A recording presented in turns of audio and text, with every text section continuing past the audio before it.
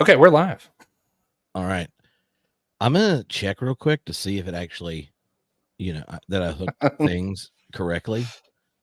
You know that feeling where you say to yourself, Yeah. Did I do it? It looks like it did. That's what I'm talking about. Yeah. I'm awful at that. Let's see. We have so much like random music here. We can just kind of like. Anyway, come on. How long's he? Anyway, come on. How long? The problem is it's on loop. Well, I have some sound effects. So Up. don't worry. Things get out of hand. Okay, I'm done now. Oh. That's fun stuff though. All righty. Well, Ryan wants a beer bat. Just right. He's almost here. Now what he really wants is his camera to work. Up. He is. Ryan. Sweet. Ryan, hey fellas. Should we introduce ourselves or just assume that everybody knows who we are? No, we'll introduce ourselves. I was waiting until he's here.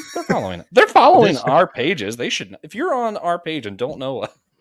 Well, look, I'm just saying. I've been on both of y'all's podcasts before, but I don't know. I can't even remember if have we done one that ended up on Homebrewed. I don't know, but see, some of the people on the Homebrewed thing, they're just popping on because I went live, and now I'm going to introduce you. But I'm going to hit record. Do you hit record on yours or what? How does this work on your setup here, Joshua?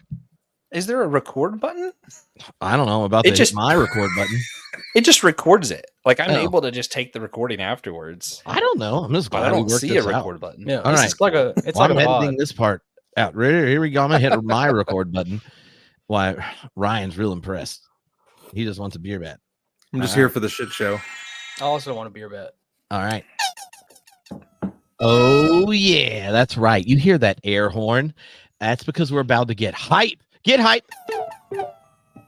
Oh, yeah, that's right. We're getting hyped for Theology Beer Camp. And this year at Theology Beer Camp, October 19th to 21st, we're not just going to have like 20 plus theologians, biblical scholars and stuff getting super nerdy with you. We're not just going to have like 15 breweries helping you day drink like a champ and wineries, kombucha. And we even got a sponsor for all the non-alcoholic beverages this year. We don't just have 20 some podcasts coming up that like to blow junk up, asking big questions about the divine. We got a whole dedicated stage for the geeks, for the super nerds, for people like Ryan and TJ and Joshua and some of our friends that aren't on this stream like Sari and Will, whose church hosted beer camp last year. Because this year we're leveling up the nerdiness, not just dead Germans and things that happened in Greek. But we're talking pop culture nerds, and I was excited about it. And so we got friends from Systematic Geekology podcast, Ryan, who brings the Thor heat in the Mighty Thor podcast. Oh, he brings the thunder. Oh, that was good. It was a layup. It was good. I know. Yeah, that's even better. Well, they're here. We're going to talk just a bit about like there is a giant. Did y'all hear the thunder? Yeah. It literally just cracked. It just cracked. Yes, Haven. I'm on a live stream, buddy. Yes, you may. Can just make sure you put your shoes on when you walk outside. It's going to start raining. Yeah, we support lying to children. All righty. So, yeah. Well, my partner is in Scotland, so. There's only one adult in the house. Well, yeah. So why don't before we get going and kind of talk about what's going to happen at camp, why don't Ryan, you introduce your podcast briefly, a bit about you, and then Joshua, you and TJ can talk about systematic geekology and that kind of thing. Well, everybody, I'm Ryan Doze. I'm the host of a podcast called Across the Bifrost, the Mighty Thor podcast, where, for the last almost 2.5 years, we've been doing Thor related content, Marvel's Mighty Thor. And last year we were just absolutely tickled to be at Theology Beer Camp in Chapel Hill and meeting so many of our friends in real life for the first time. And I'm excited that Theology Beer Camp's a little closer to home this year. Trip, I can actually like make that trip within a day now, and I just to head down to Missouri. Missouri is like our southern bumpkin cousin, right at kitty corner, right across the border. So I'm excited to not have to drive as far, but I'm super excited to run this back on a bigger scale with the nerd stage this year. Yeah. I'm glad that it's closer to home for you, because Thanks, TJ. Yeah. We've never met, but I appreciate the concern. Yeah, that makes one of us. Yeah. Oh, TJ man. waited till it was far, far away in a state nowhere near him. Then he was like, you know what? Now I can go. But just so you know, I would make the sojourn back to North Carolina just for day drinking Josh. That was worth the price of admission. He's like, dude, like we're friends now, right? We're friends now. It's like, I don't know what we are now. Like, Yeah, I feel like I need to be your designated driver, brother. No, Josh was a riot, by the way. If you want to, just for the price of admission, you want to come to Theology Beer Camp, Joshua is worth the price of admission. Get a few of those process party beers in him, whatever they've got concocted to come to Theology Beer Camp this year. Joshua's a riot in person, just so you know. Yeah, I could probably count on both hands the amount of times that I've like actually been intoxicated. But my big weakness, the thing that gets me me all that weekend. Yeah, no. at least a few of them. But the thing that kills me is I have the same problem as I do when I go to a buffet, where I'm like, wait a minute, there's options. I can't choose options. I have to choose literally everything. I can't let this go to waste. Yeah, that's where like the first day was bad, but like the second and third days, it was pretty okay for me at beer camp because I was like, you know what, I tried one of everything. I'm good now. Oh my god! And I'm probably going to do it again this time. So be there the first day. I will try one of everything. It was like you saw what Trip was doing on the main stage. And you're like, well, I've got to do that in the crowd now. Yeah. Monkey see, monkey do kind of deal. Yeah, we actually had a systematic geekology summer fun day a couple weeks ago, and Josh asked me to split a mead with him, and I'm thinking he's talking about like a pour, because that's how, that's how you drink mead. Like you go order it, they give you a pour. He wasn't.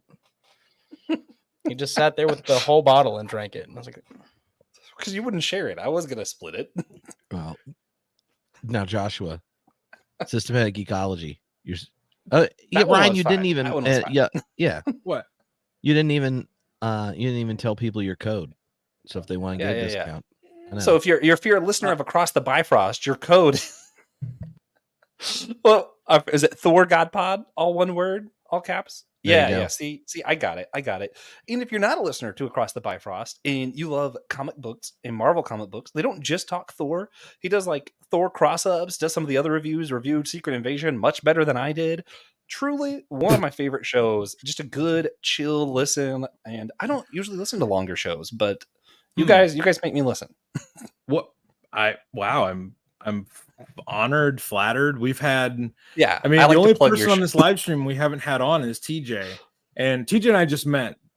So maybe over the course of Theology Beer Camp, we will find that kindred subject or whatever, and have you on Across the Bifrost, man. Yeah. But thank you, Joshua. I appreciate it. And I've been a guest on your show now I believe on the main feed now. Yeah. So Patreon in main feed, and I man, honestly, when I saw Ryan in person, I almost cried. And that was before I started drinking. I was just so much joy to like see that, because to me, you guys are like rock stars and friends at once. It's like I met a celebrity, but also I saw my long lost best friend combined. That's an interesting feeling. Yeah, that's how I felt meeting Will Rose for the first time. I was like, he's a real person, not one of those internet people. Will Rose a real person? Now, by the time I met Trip, I hadn't like talked to him enough to be like friend level. It was just like rock star. And then he just casually was like, so you guys are going to be in this room. And I was like, is he Trip Fuller speaking at me? Like in my direction? Like I was like stunned. I was like, what do I do now? Well, you figured it out and you aren't scared from coming back this year. And now people should know systematic geekology. One of the cool things you've done in organizing it is y'all have what do you call like the ensemble? I think ensemble's a good word. Yeah, ensemble's a good. Yeah, like a rather giant collection of people that are, that they nerd out on different pop culture areas, from like different movies, different universes, to different like anime, all those kind of different things. And people rotate on different episodes and all kind of dig deep in their favorite parts.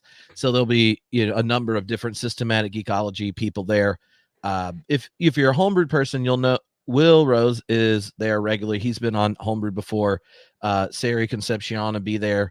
She's on the systematic geekology type. So it's quite fun. And the real reason, this year of doing a whole stage and such is, one, more people FOMO'd last year beer camp and are like gonna come, so it's gonna be bigger.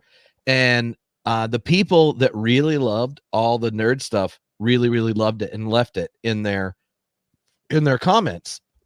So what we're doing this year is there'll be one of the stages whenever multiple stages are live, then you can kind of pick like, oh, do I want to go to the stage where it's academics being so nerdy, like you have to bring your dictionary or whatever. Then you have the one that's dealing with, we did a survey with about 3,500 people that are in faith transition since 2016.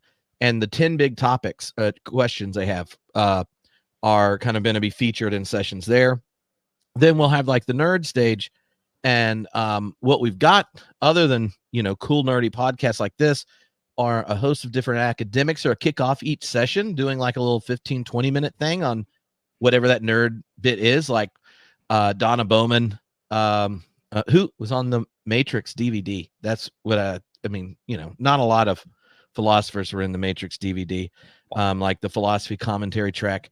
But like she'll be there and kick things off, like, oh, well, one session we'll look at Lord of the Rings, or one we'll look at Doctor Who or Star Trek or something like that. And so a scholar will raise, like, here are the kinds of questions, if you're asking big questions in this geek world, right? Like in whatever the universe is. And then different podcasters and such that spend their time doing it will end up in conversations with them. And then eventually, it opens up and you hear from people in the group. And I just think y'all did such a good job last time. People dug it because, just because we now live in a world where there's multiple different religious traditions and multiple different beliefs and stuff, doesn't mean that you can, like so many of our big questions, we don't have a shared world to talk about it in. But if you're a nerd and you're really into different cultures, different stories, different universes, then all of a sudden you can have those questions and work them out in a place that's a little more safe than finding out the person next to you has a different theological opinion about something and now you're grounded. And the reviews from Beer Camp last time, people completely loved it, and they were like, more nerd next year. And so you've all been lured into something. Yeah, I do love the entire. I love that the entire branding has been taken over by this Star Wars-esque. It's like it doesn't even feel like let's get together and talk about theological questions. It's like, yes, if you know what Theology Beer Camp is, that's going to happen in spades, and everything's going to get covered. But if you look at the branding, it's like, I think like low-key the nerd stage is taken over, at least in the branding, because you have Darth Trip that has shown up in the branding several times. You have the new microphone logo up in the top right of this video. I realize I just pointed to the wrong corner. But you have that logo, which I think Trip just showed us the other day, and I was like, okay, he's putting some steam behind this stage. So if you're interested in Theology Beer Camp, like, you want to come see this stage because it's like a new thing, but also like apparently everyone's been clamoring for it. The letters to the editor have just been, overwhelming. And Trip had to do it. He had to do it. Yeah, no pressure to us or anything, but no pressure at all. Wait, Joshua, we can't just do Power Happy Hour, get a little toasted, and talk about like a bunch of topics. We got to like do actual work this time. Well, last year in the Lord of the Rings one, which was the only one in there I got to because, well, I was running things most of the time. Someone gave me a pitcher of beer, and by the end of it, I was crying talking about Sam and Frodo. So it's kind of, Sam and Frodo conversation for me is very similar to like commercials during Christmas where parents give their kids those are hugs. the worst. Yeah, we've all been there. Gets me every time. No. Yeah, man. Yeah. There's your discount for Across the Bifrost, by the way. Yeah. There you Yeah, go. that was good. Good We comment. should put Trip in more of our logos. We really yeah, should. Yeah. Well, it's because I Just left a randomly comment on the in different YouTube stream for places. people to get it. All right, so I got 10 very controversial questions coming from the Star Wars universe that y'all are going to take turn answering. So It's a curveball I don't mind. I know, but I feel like you're going to we'll go in order. All right. TJ. Who shot first, Han or Greedo? Han. All right. Han did, Joshua. for sure. It's there. Joshua. Number 2. The prequels, masterpiece or mistake? Mistake. Yeah. All three of them? All three of them? You're going to have to justify that. Yeah, no. All three of them. Wait, I All can three of them, yeah. I can do it for him. Out of his mouth. Josh They thinks, hold on. Josh thinks Revenge of the Sith is the worst Star Wars movie. Second worst. Shut your hole, man. Second Sorry. worst. But the way he used to watch this movie, he thought all of the talking and like the romance subplot was so boring. He skipped all of it every time. That was the second one. The third one, I just skipped the whole movie. I just didn't. I pulled what they did in Big Bang Theory. What Big Bang Theory did, where they were like, "Hey, can we skip the third one?" That's what I do every time. I'm like, "Yeah, let's skip the third one." I think they were on to something. Yeah. You like your story. You like your Star Wars stories with as little plot as possible. Yeah. Listen, I think the original plot was just perfect, and I think the problem was when you add Jesus. Listen. I like the classic hero's journey. I love the original characters. Old Obi-Wan, all of them are just great. I like a lot of the stuff that's in the prequels. It just wasn't executed very well. You had terrible acting. The music was fine, but even the plots were just written like garbage, man. Like all of a sudden we have Anakin who's like, "Oh, I'm good," and then you know what? I think I made the wrong decision here, and now I'm going to immediately be full on evil and murder children. That's not what happened. No transition there. We shouldn't do this now. We've done this for years. Yeah, I'm gonna fly movie. It's just a bad. I'm gonna fly movie. out to the East Coast and punch Joshua in the face. Oh, if he keeps talking. Well, all right, Ryan. Now you have to decide. To his house. Midichlorians, enhancing or ruining the Force? Honestly, every form of spirituality has its accompanying pseudoscience, so it makes sense to me that they would try to explain a spiritual phenomena with a form of pseudoscience. So, like, it doesn't bother me. I'm a 1999 kid where I'm 8 years old when I'm going to see Phantom Menace, and it is my entire life for like the next few years. So I'm maybe the wrong person to pull about this trip because like I'm deep in the weeds from the beginning. Like I am like midichlorians makes sense, makes total sense. And really anything that Liam Neeson says in a movie, I'll believe. So I'm maybe the wrong person to pull for an honest, serious, nuanced opinion about the importance of that in the Star Wars lore because I freaking love it. Ryan, here's the thing is, well, one, I have never put on a 6-year-old shoes while doing a podcast before. So shout out to all the single parents because I've been doing it this week. And I want you to know the amount of editing for all the podcasts I've done have gone up dramatically. But I like the midichlorian bit because I was always irritated that people had the Force runs strong in your family, right? Like it is a natural part of the world, but there's a bell curve of receptivity, just like most traits. And it gives an explanation for why Obi-Wan Kenobi is out there actually protecting Luke Skywalker. There has to be a reason, right? That family has a connection to the Force that's more powerful than others.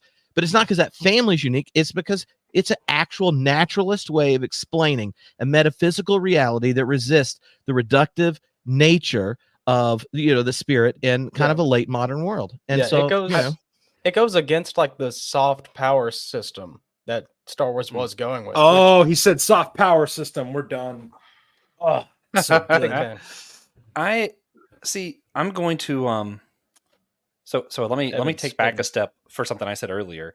Yeah, there was one good thing. One good thing about the prequels is it gave us the Clone Wars show. I do love it. Meanwhile, Metachlorians, I'm pretty neutral on, but what I do like is much in the vein of like what Trip was talking about.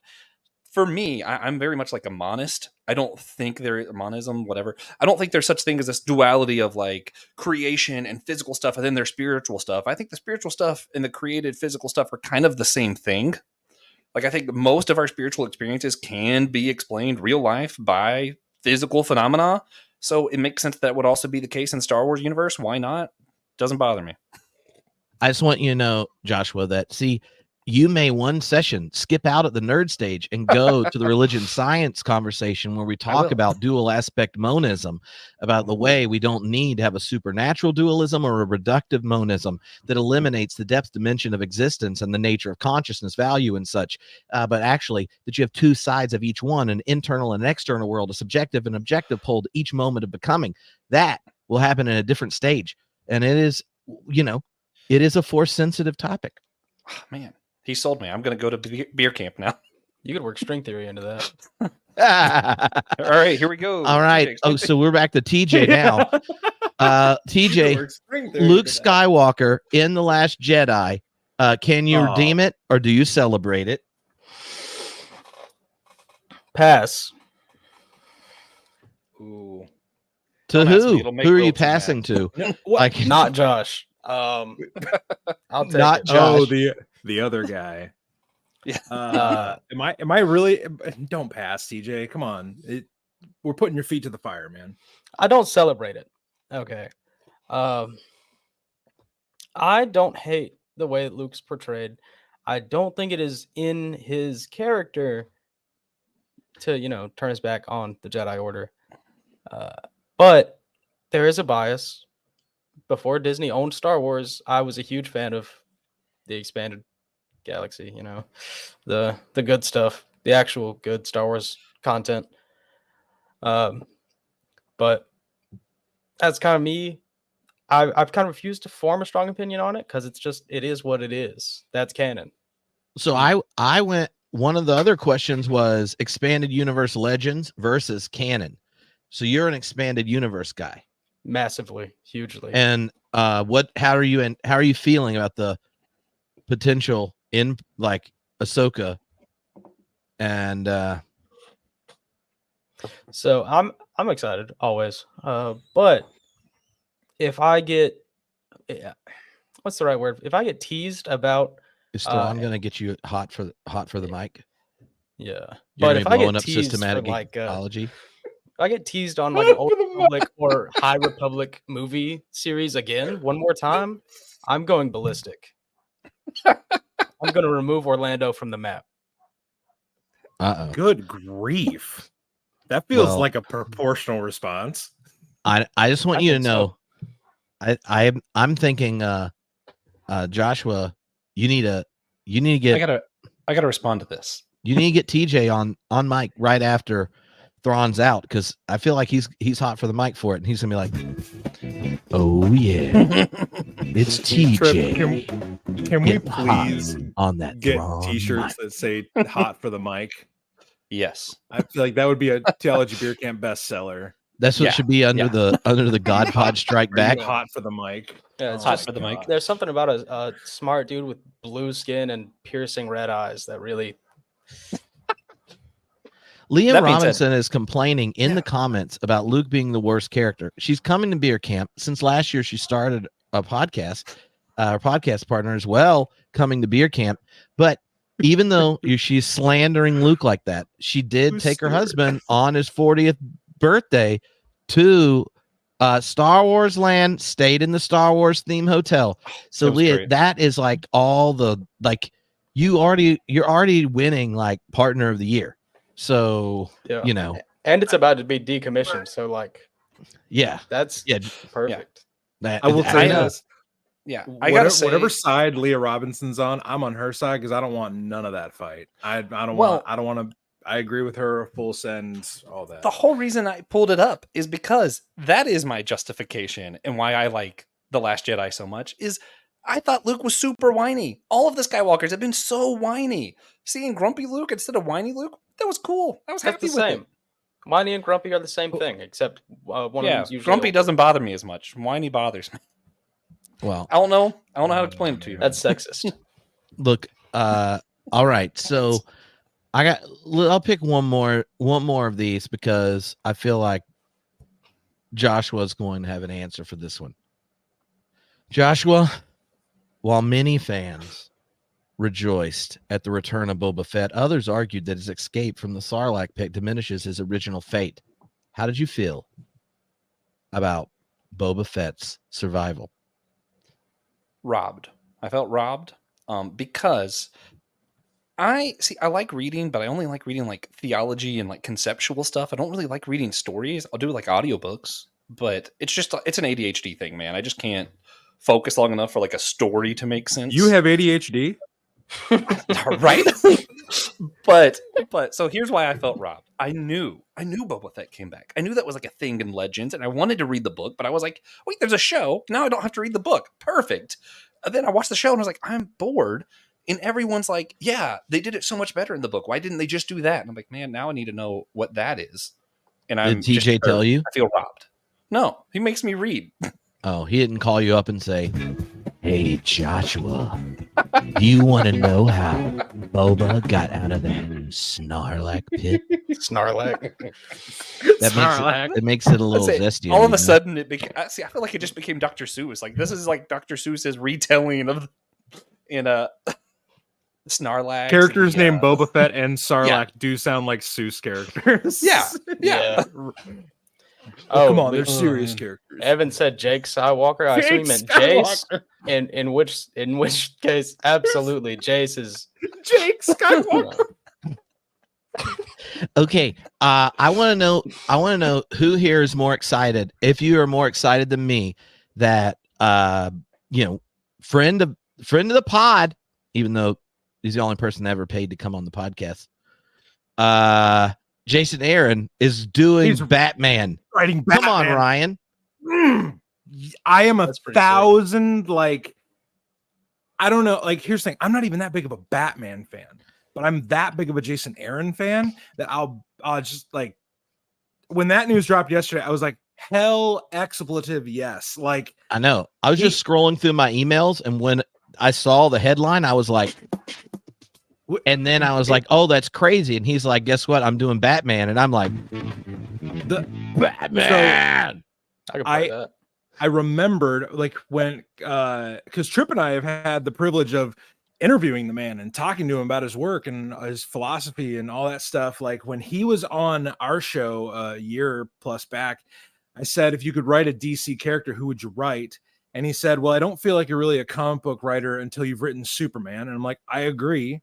But also he's like, I think I'd like my turn at Batman because he had written a few page story about Penguin, but he didn't get to write Batman in that story. So he's like, I think I'd like to write Batman.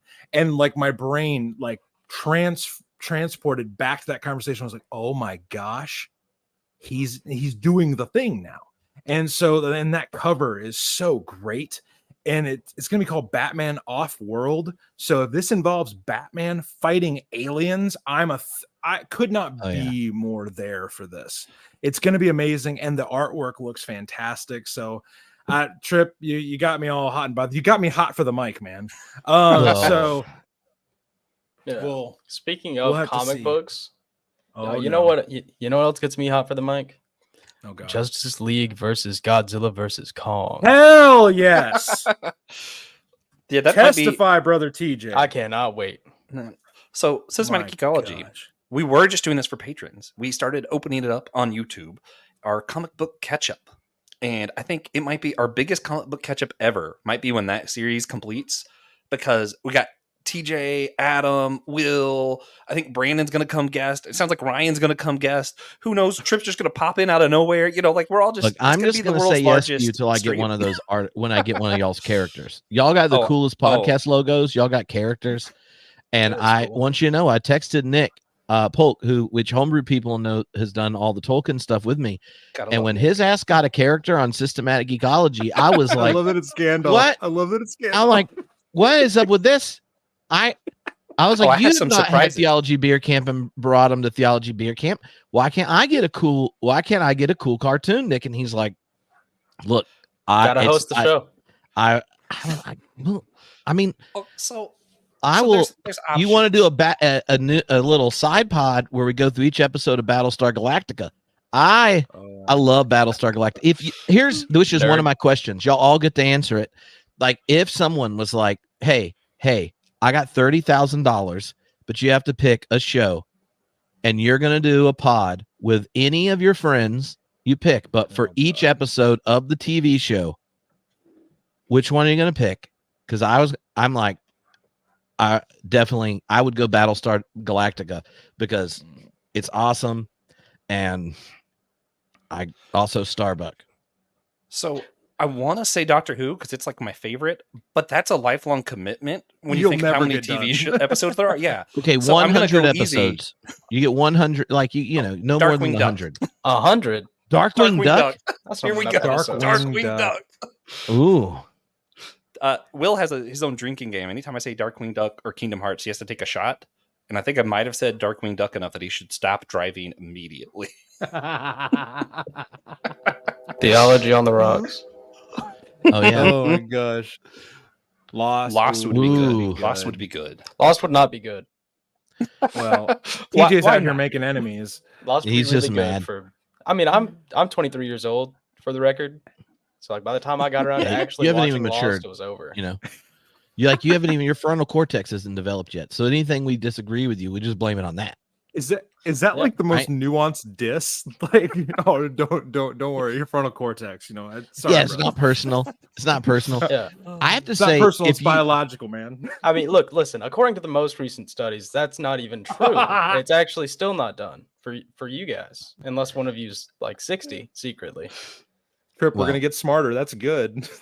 I'm about to start my Jesus year this year. Maybe that's why we can only have presidents that are 80. Oh man, that's funny though. Oh, by the way, I wish. Wait, Ryan, what's your answer? Game of Thrones, man.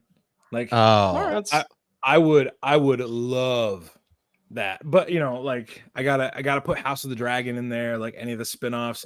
It's so freaking immersive. I don't know. I just, you know, I'm never gonna read the books. The books are crazy, you know, thick with species, so I'm not gonna dig into that. But I do love the show. They're not even that big. That or the what? Those books are not that large. 23-year-old underdeveloped frontal cortex guy. He reads a lot. And then a throw in though for the Marvelous Mrs. Maisel, one of the best shows the last 10 years. And that is literally something I would fight someone over. So there we go. That's now, do y'all have a favorite Game of Thrones podcast? Do I?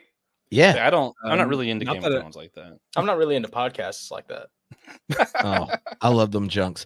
But Trip, I love that they both picked on different parts of that question. I'm like, I love the Bald Move podcast, like in general.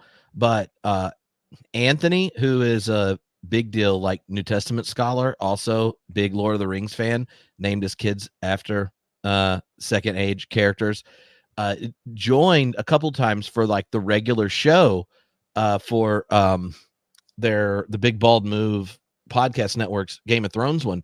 And then in the off season, he and his buddy they grew up with, who they both have like weird religious baggage. One's a historical Jesus scholar and the other's a comedian who had never seen Game of Thrones and is a comedian in San Francisco. They did a podcast going through it where like he's doing all this nerd junk and then his comedian friend's never seen it, has no idea what's happening, and it's hilarious. But he also has a show that goes chapter by chapter through the book, that I've been on a few times.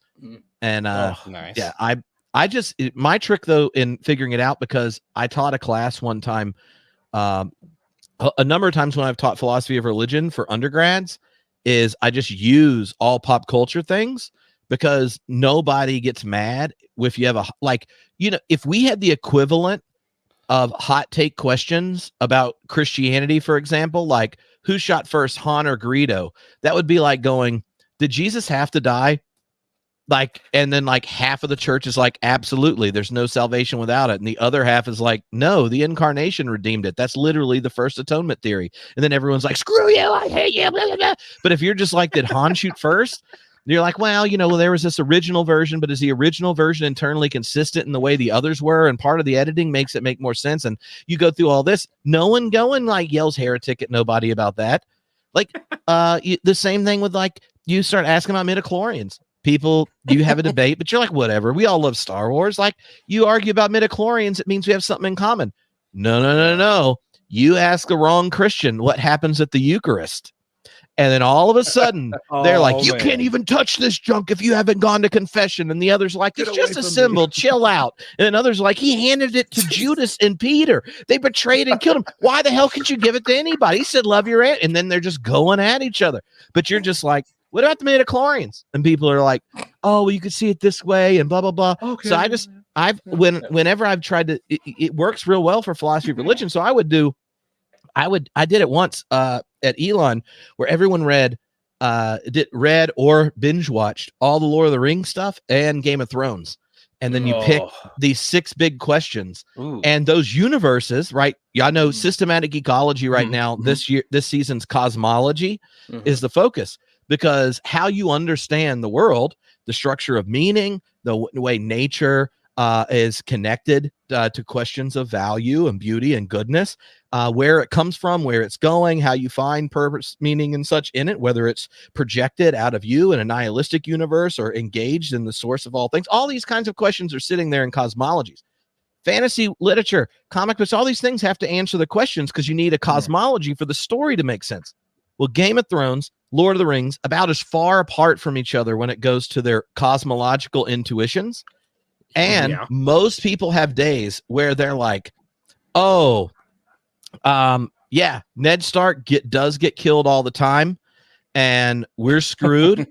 And I wish Joffrey had choked on his, tongue earlier. And then there are days where that's the closest to justice you'll get, is that guy dying and then his dad getting shot on the toilet. And then other times people are just like, no, can you believe we've still survived after inventing nukes and being imperialist, racist people, inventing technology and exploiting all? We figured that, we figured out all these things. We're growing. There's been these moments where you're like, how did this happen? And you're like, obviously it was the Eagles. Or these moments where you're like, how have we managed not to take ourselves out? Do you realize what we're working with? Humans. And then you're like, well, where'd that come from? And then you get the multiple ages of Lord of the Rings, and which one gives us a better account of where we are? And it sets up for fun arguments. But Lord knows, if I just sat down and was like, do you realize all of these opinions, that in church history, people had all of these opinions just exegeting Romans? They all read the same freaking book, and they have counter interpretation. No, people get mad. And Leah Robbins. I was gonna say Oppenheimer. That's funny. You want to know fun fact about Oppenheimer? Oppenheimer got a B when he took philosophy class with Whitehead.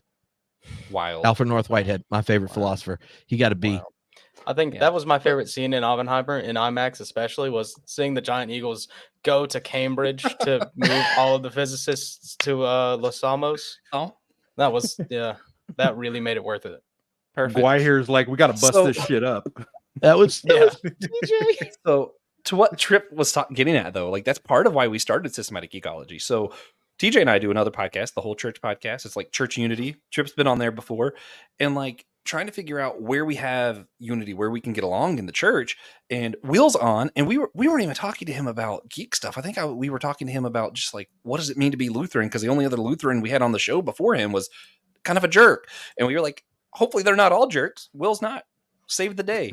And Will came on, and he started talking about comic books, and I was like, wait a minute. here we are, Pentecostals, Lutherans, Methodists. I don't like, we have like a huge, like, just like you said, we had a whole team over there of people who are able to just get along, disagree about theology, and then be like, hey, you know what? Most of us can agree that as much as we love Star Wars, the Jedi religion was kind of bad. Just Dude, not a great. Are you saying that, or the Jedi Council? I'll disagree. say. Okay. Is that? Right. Yeah. Well, I'm just saying nothing sounds more imperially adjacent religion than stealing children that are force sensitive across different planets and cultures, and then taking them to the capital city of the seat of power and indoctrinating all religious experiences into one giant meta narrative, and then insisting that they too follow the giant code that requires deep demands, ones where, I don't know, you may not even be able to genuinely love, and to recognize a deep attachment to your mom is problematic, and then to fall in love with someone else. And like what could go wrong if every religious or spiritual experience is filtered into one single narrative that justifies itself by taking from other cultures and planets people and sitting them in their meta narrative? Obviously, I mean, I can't even imagine something like that happening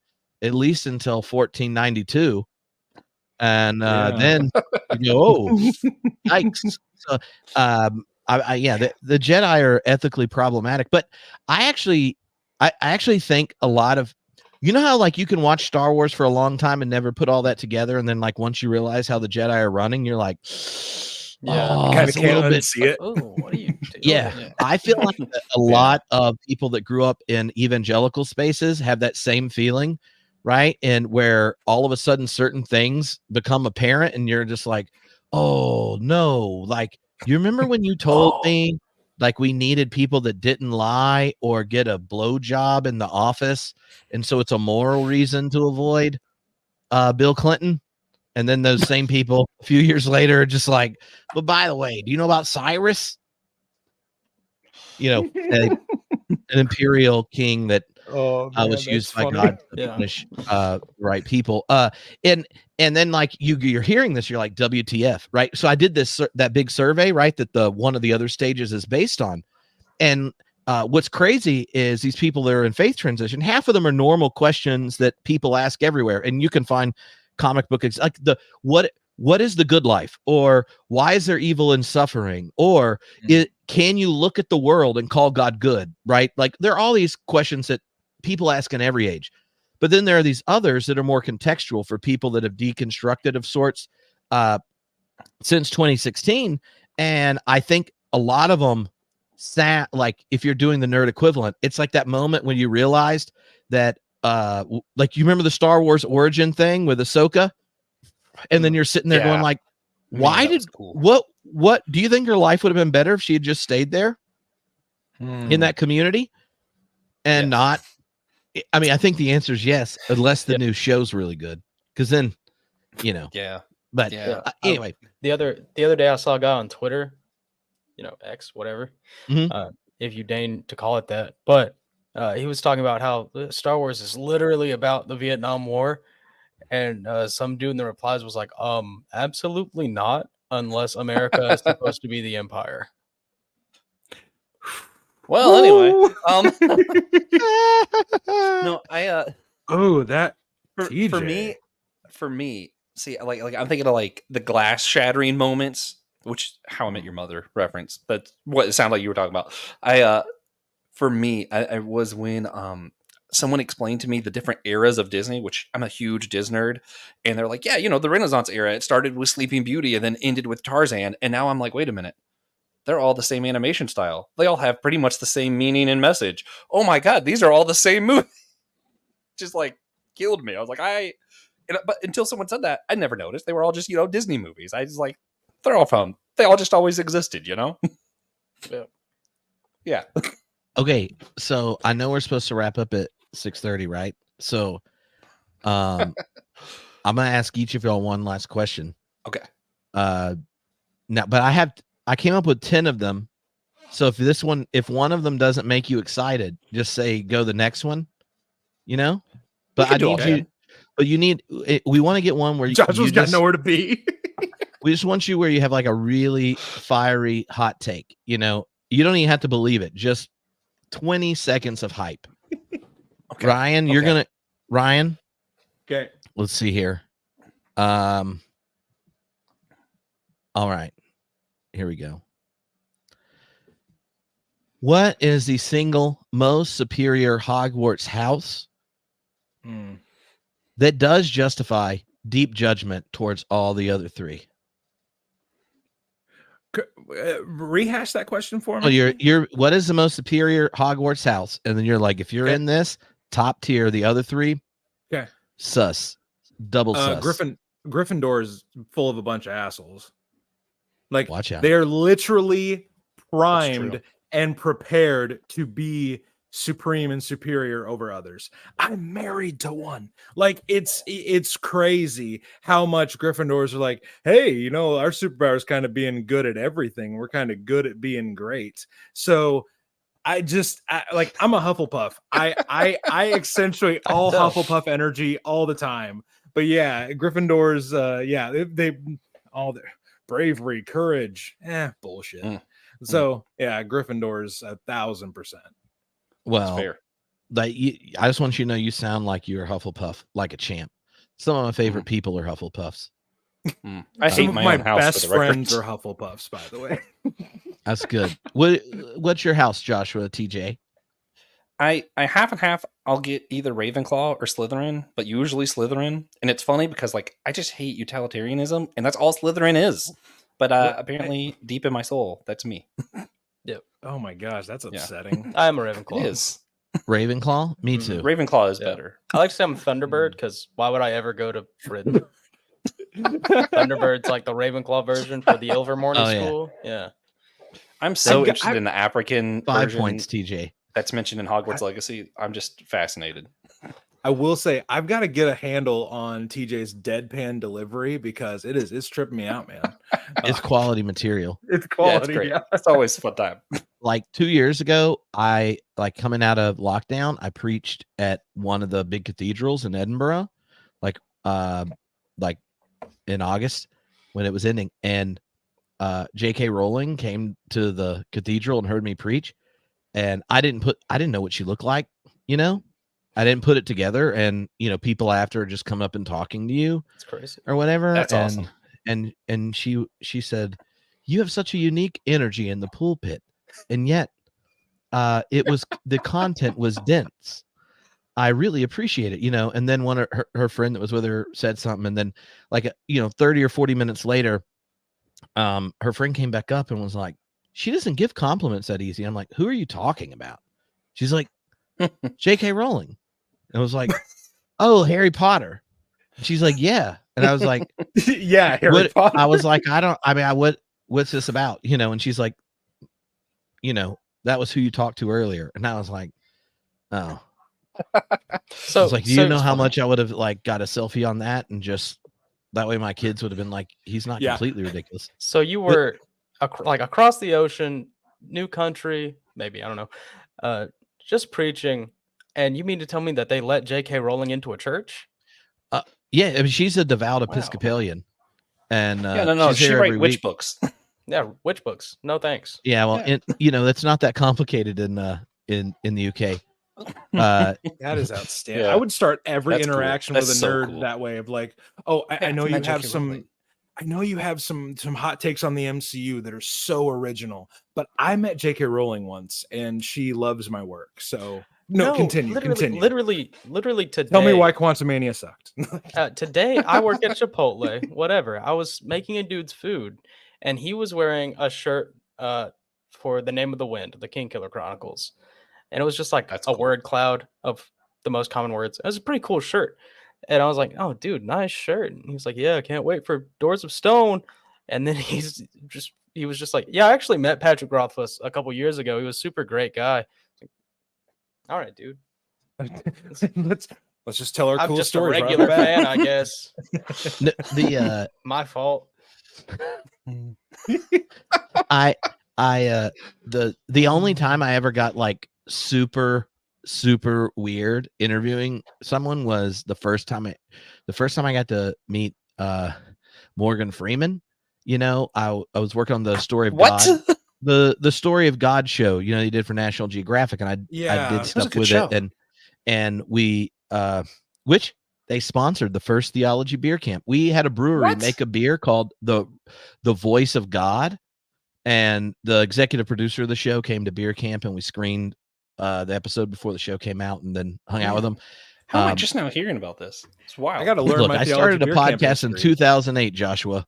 There's been a lot. There's 1,500 and some episodes, and Josh was like 3 back then. So the first time I did anything with them, you know, it was like me and there's probably 4 or 5 other religion, you know, people, whatever. There. The next time I see him, I run into him at this big party for the Mars show for National Geographic, and he goes, "Now this is Tripp's bad attempt at doing his voice." But he goes, "Oh, it's the homebrewed Christian," and I was That's just awesome. like, I was like, "Oh, I got it. He ID'd me."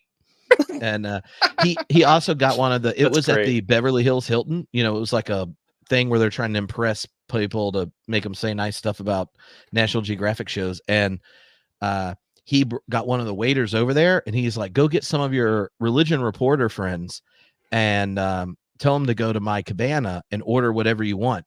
Ask for the bourbon flight." And it had 3 different pappies and like all like, you know, 6 different bourbons, all of which I'd never had before, maybe one at a wedding. And he's like, and also just ask for the chef to bring you his favorite steak. And it was like 4 or 5 of my friends that had, you know, were in LA that do religion reporting of some sort or whatnot. And I, like the 5 of us had like a $1,400 bill that he picked up. So I just always like him. And that's a good reason. That's so ADHD moment is, hey Tripp, have you ever been on Drinks with Tejas? No. Oh, you got to talk about Drinks with Tejas one time. So my biggest geek creds, I switch between either the time that I accidentally saw Chris Evans, like I just stumbled into the same room as him once. See, I see him on purpose every time I rewatch Love and Thunder. Yeah, that's fair. But no, what was it? I was we were in New Orleans to try to find gumbo. Me and one of my friends were, and I'm just like, oh yeah, gumbo. We went all the way there because I just wanted authentic gumbo, because you know that's just something I would do. Find there. Yeah. Famous friend. It was, but we were walking by, and there's all these cars and stuff, and I'm like, what is this building? And we're behind the building, so I just walk into a door. Turns out it was Comic-Con, and there in front of me is Chris Evans, and I was like, huh, I don't think I'm supposed to be here. So that was pretty much gave me a heart attack. Could I touch your tricep? I was just speechless. I'm just surprised I lived. He's saying, no, you may not. You just gotta get a whiff and then go back out the door. Yeah, just like. But sometimes I'll just start conversations off where I'm like, "Hey guys, I actually know the host of Across the Bifrost, and he said of me once that I have done the nerdiest thing." And that's it. That's my whole thing. He has verified that I am a nerd. So. Guys, I gotta run in a minute, but I will say Joshua does hold the distinction of telling me the nerdiest thing, and that was at Theology Beer Camp last year. We were standing in the hallway at Will Rose's church, and he goes into this I don't even know how long diatribe of something that he and his friends at college, right, Joshua? Like, oh, he was talking about post Common Era. Oh my gosh. I was standing there and I kept glancing over at my wife. I was like, is he serious? Like no, this is real. This is real. And so, because you hear, whenever you go to a Comic-Con or hang out at a comic book store, just talk to people on the internet, they, like knowledge is power in the nerd community. Cause like, I know the most about so-and-so. Like, nobody else on the internet has got shit on Joshua Knoll. Like this is the nerdiest thing. And if you are brave enough, you will come to Theology Beer Camp and ask Joshua to tell you about it, because we do not have the freaking time. Okay, but you should tell them your codes, so then you can disappear, and then I'll ask TJ and Josh their question. Because I just want you to know, my last quick question is really turning out. Oh, there you go, Thor God Pod. Yeah. Well, he should still say it. It is a podcast. Yeah. So some people might just. If you want to use our code for Theology Beer Camp, Thor God Pod. We'll get you $25 off your ticket. And yeah, I would love to come and I'd love to be there and hang out with you. And I cannot wait to hang out with these guys on the nerd stage and just, in the hall, in the hallways, Yes. In between stuff. If you don't see Joshua and I for a while, we're just in a back hallway talking through his crazy idea, that we started last year. The thing is, James Garber was with us right there. So James, if you're going to be there, man, we can just like press play on where we stopped last time. So fellas, thank you. I'm so excited for October. It's gonna be fun. Absolutely stoked. So I'll talk to you guys later. Dude, Peace. we love you. Peace. See you. Smoochy boochies. All right. TJ. Yeah. Who would win in a duel? Or who's the wiser mentor? Gandalf versus Dumbledore. Gandalf. Yeah, correct answer. Correct. That was not good. Dumbledore's Go to the next Dumbledore's one. just human. Gandalf's not even human. Yeah, go to the next one. No, I'm just saying, like I like to make sure people understand that's a the good one. superiority of Objectively. Gandalf. Yeah. We just need to verify I've for seen everyone epic to rap know. battles of history. I know who wins that. All right, Marvel versus video. DC. Marvel versus DC. In a fight or in entertainment? No, which universe has better characters and storylines? DC. Ooh. See, now this is like you waited till Ryan left. Because Well, I would also say Marvel. I'm with Ryan. Yeah. But that's also just because, ironically, we're doing cosmology on systematic ecology, but my favorite stories are like the on-the-ground stories. I don't really like the big stuff as much. Like, I'm like, let me just give me a real dirty, what's going on in real life kind of story.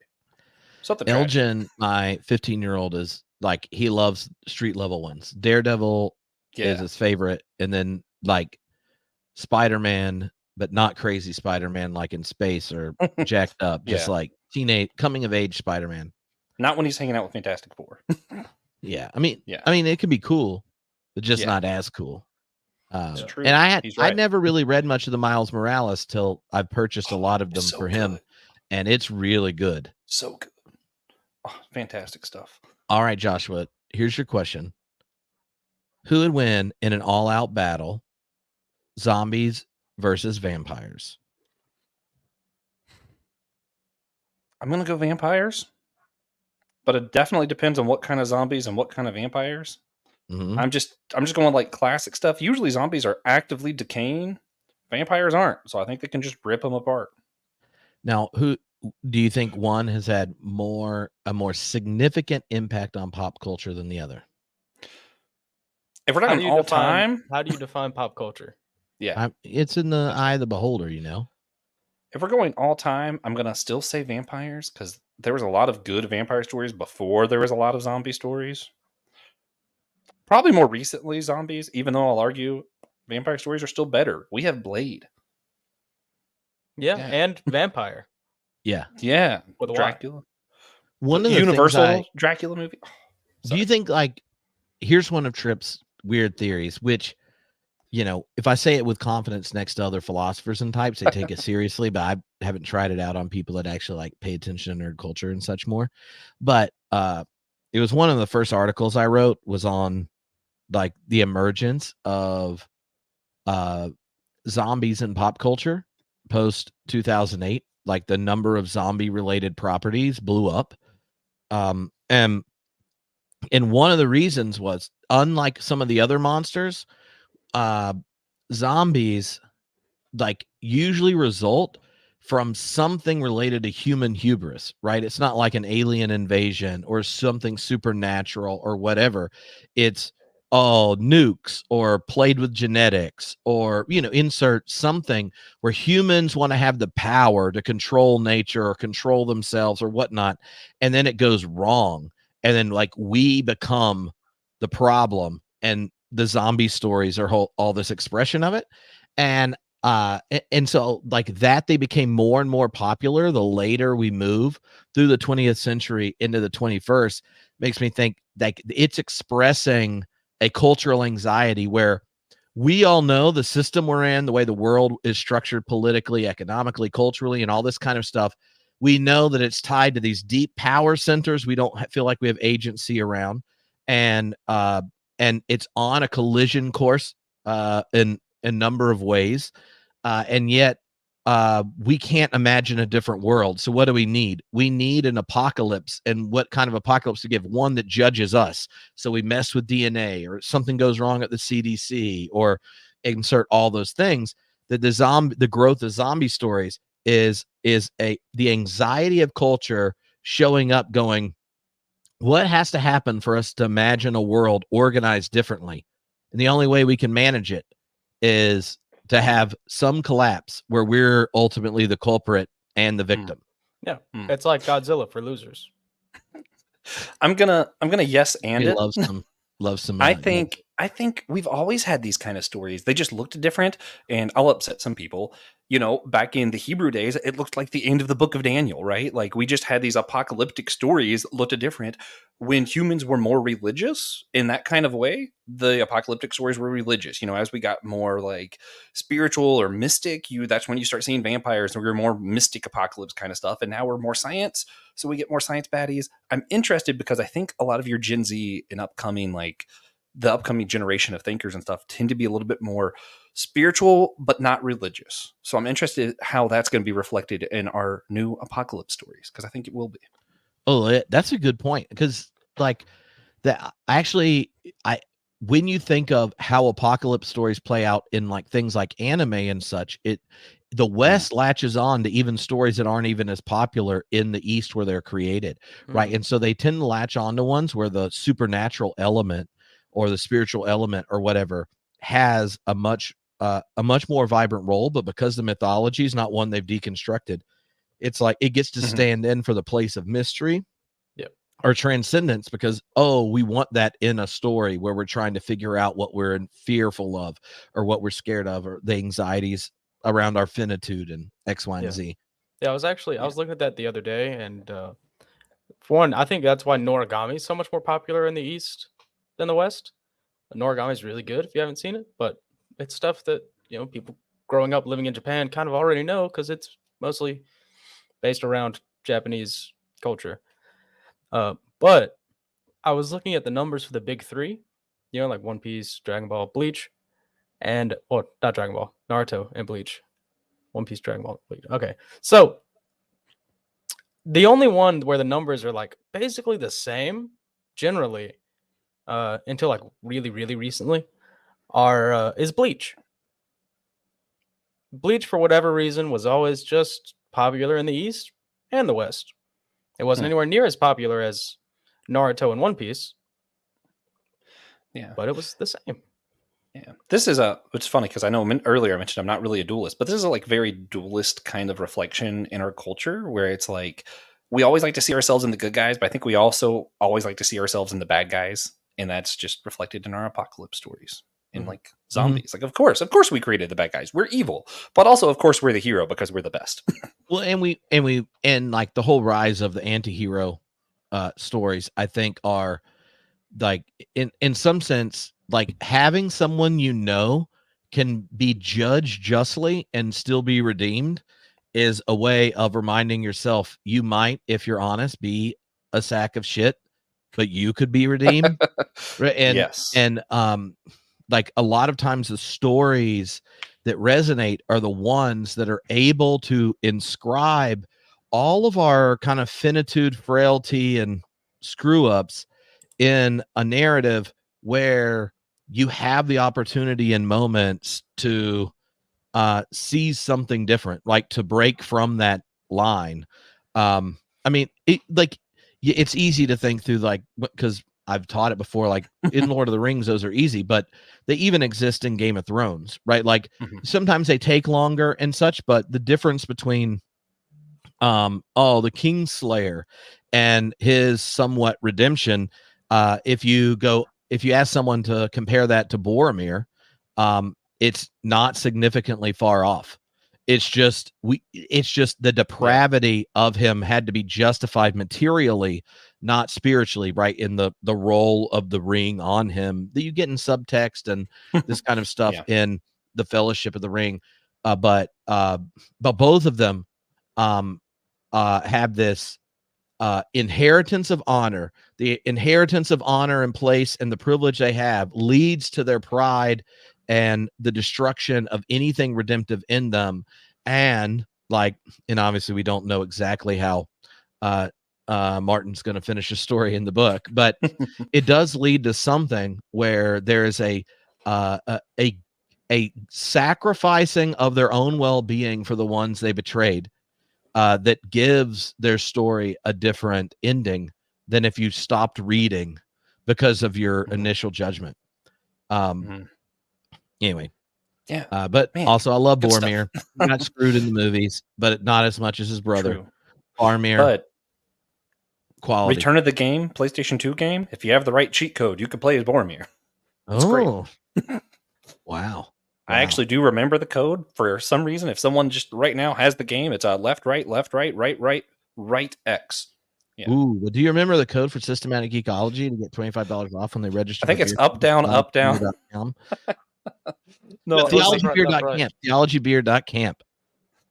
Oh, there we go. Theology God Pod. You'll get $25 off. So if you're following us, do that. If you're following Ryan, make sure you remember Thor God Pod, all one word. Either one gives you $25 off.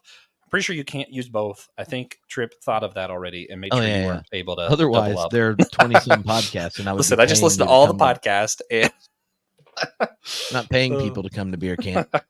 There's a lot, and people may not if you've never been before. I'll just say this year, we are probably 20 tickets from selling as many as came to beer camp last year, and we had only sold half the tickets we sold last year. So there'll probably be around 400 people or so there.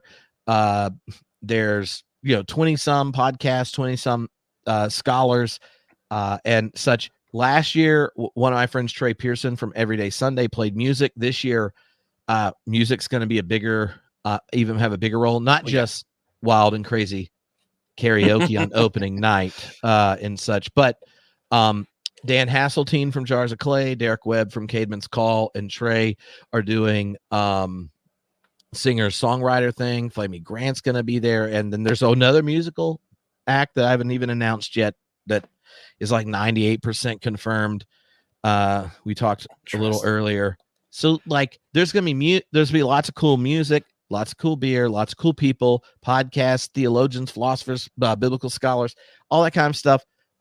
If you want to hang out with nerds of all sorts of varieties and be able to ask any question, share any story between sessions or skip them and talk, the event's built for you to kind of choose your own adventure, to go to as many things as you want, or just have a beer and hang out with someone you just met or a friend.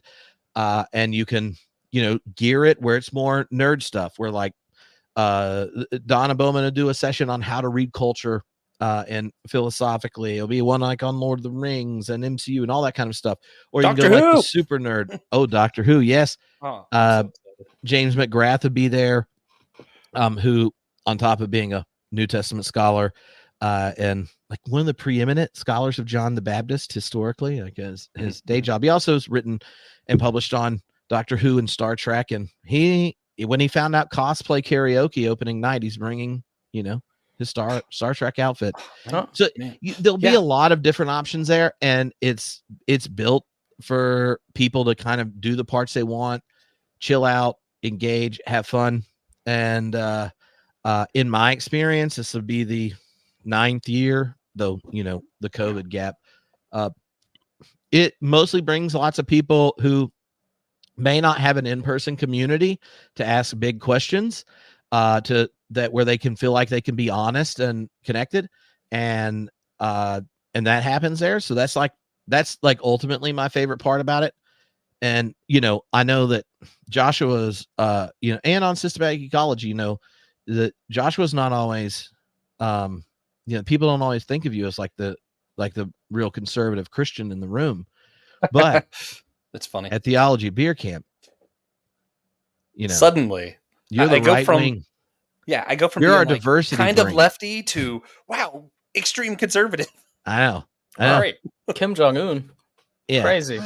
Yeah, so it'll be a bunch of fun. And if you're a fan of Systematic Ecology, or you love some Thor and stuff with Ryan, it's a great reason to come.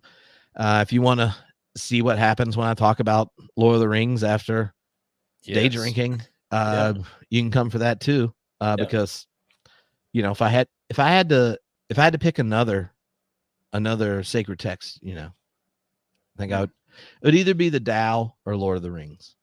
Because I agree. Josh has said that to me before. Yeah. Also, just random recommendation. There's this book called The Tao of Pooh. So if you just don't feel like reading the Tao and want it explained through Winnie the Pooh, it's awesome. It's great. Yeah. So much fun. Personally, I'm super excited for our live reproduction of The Wiz. Our live reproduction? I'm hyped, yeah. Oh, okay. Yeah, the God Pods. We're doing it. Oh, yeah, sure. Why not? Yeah. Well, I didn't know we were doing that. Oh, you didn't see that on the itinerary? Not yet, but my brother was in The Wiz in middle school, and so I've ran lines with him. So I feel like I won't take that long to catch up. I was a musical theater major, TJ. So I wasn't in that, but there's some other musicals, it won't take long. If that's what you were wanting to do for the end of the podcast. Yeah. I was in a wonderful musical called Charlotte's Web that explored the tragedy of potentially losing your pig friend. Yeah. And I played this character called Farmer Zuckerman. He is the farmhand at Charlotte's farm. And he was so excited when the pig won. And yet there's like the loss of your spider friend in the middle of it. It's not like the death of Spider-Man close, because it's like a single story. You don't have years of attachment, and all of a sudden Peter Parker bites the dust.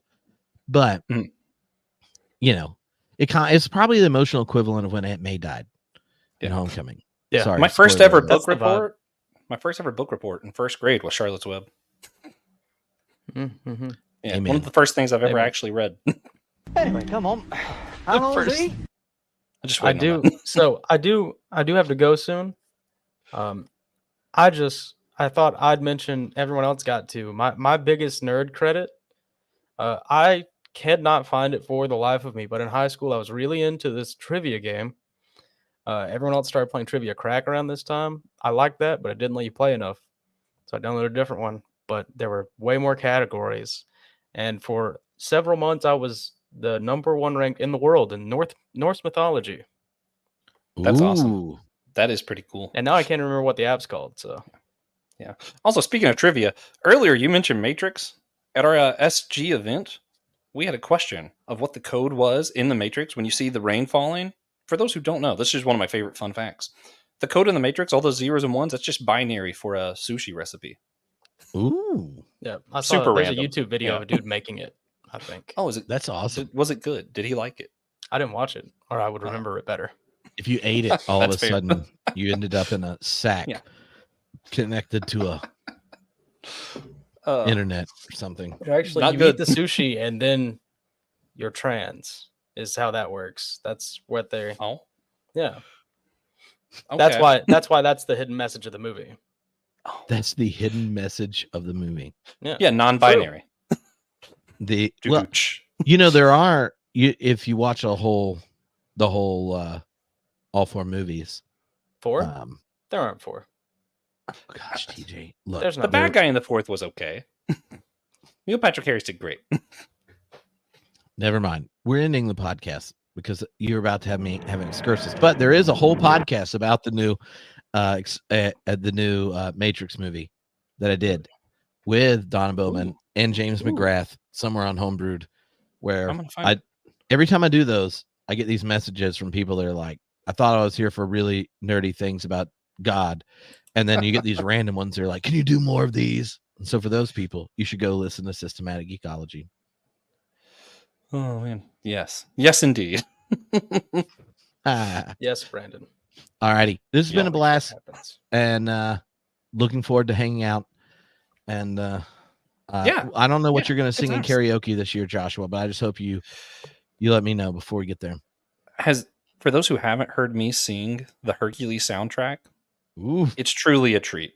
You'll wish you didn't know me, but Did you do this when TJ was a camper and you were like a, I don't know. I've done it in the car with him before, and I think he just learns to bring headphones in case Hercules happens to come on, because I can't control myself. It's worse than being drunk. It's uncontrollable. Sinking, wailing, maybe. Yeah, I think I'm wailing is the correct term. Yeah. All righty. All right.